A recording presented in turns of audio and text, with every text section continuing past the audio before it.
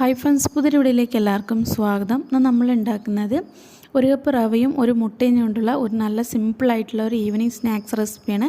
അപ്പോൾ ഇതേപോലെ നിങ്ങളൊന്ന് ട്രൈ ചെയ്ത് നോക്കുക. നമുക്ക് പെട്ടെന്ന് ഒരു 5 മിനിറ്റിൽ റെഡിയാക്കാൻ പറ്റും. ഇപ്പോൾ അതിന് വേണ്ടിയിട്ട് ഞാനിവിടെ ഒരു 1/4 കപ്പ് അളവ് പാലെടുത്തിട്ടുണ്ട്. ആ പാലിലേക്ക് 3 ടേബിൾ സ്പൂൺ അളവ് ഷുഗർ ചേർത്ത് കൊടുക്കുക. നിങ്ങൾക്ക് പഞ്ചസാര വേണമെങ്കിലും ചേർത്ത് കൊടുക്കുക. ഞാനിപ്പോൾ ഇവിടെ ബ്രൗൺ ഷുഗറാണ് ചേർത്തിരിക്കുന്നത്.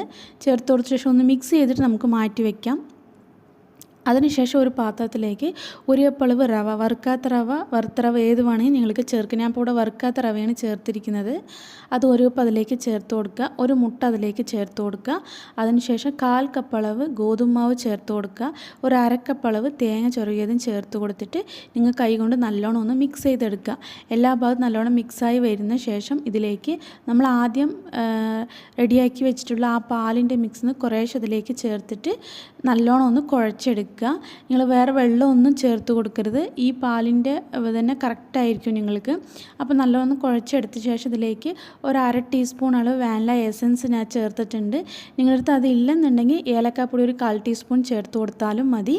ഇനി അതിന് ശേഷം 1/2 ടീസ്പൂൺ അളവ് ഓയിൽ ചേർത്ത് കൊടുക്കുക, അല്ലെങ്കിൽ കുറച്ച് നെയ്യ് ചേർത്ത് കൊടുത്താലും മതി.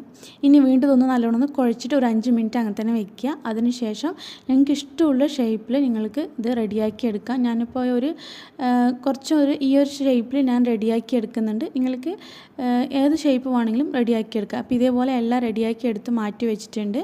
ഇനി എണ്ണ ചൂടാകാൻ വേണ്ടി ഞാൻ പാൻ അടുപ്പിൽ വെച്ചിട്ടുണ്ട്. ആ എണ്ണ ചൂടായി വരുന്ന സമയത്ത് ഇത് നിങ്ങൾ ഓരോന്ന് അതിലേക്ക് ചേർത്ത് കൊടുത്തിട്ട് മീഡിയം ഫ്ലെയിമിലിട്ടിട്ട് കുക്ക് ചെയ്തെടുക്കുക. ഒരു സൈഡ് വെന്ത ശേഷം തിരിച്ചിട്ടോട് വേറൊരു സൈഡ് ഇതേപോലെ വേവിച്ചെടുക്കുക. ഇതേപോലെ തന്നെ നമ്മുടെ കയ്യിലുള്ള ബാക്കിയുള്ള എല്ലാ മാവും ഇതേപോലെ റെഡിയാക്കി എടുക്കുക. അപ്പോൾ ഞാൻ ഇതേപോലെ തന്നെ എല്ലാം റെഡിയാക്കി എടുക്കുന്നുണ്ട്. നമുക്കിതിപ്പോൾ ആദ്യം ഇട്ടത് റെഡിയായി കിട്ടിയിട്ടുണ്ട്. നമുക്കിത് എടുത്ത് മാറ്റാം എണ്ണയിൽ നിന്ന്. ഇതേപോലെ തന്നെ ബാക്കിയുള്ള അതേപോലെ എടുത്തെല്ലാം മാറ്റി വെച്ചിട്ടുണ്ട്.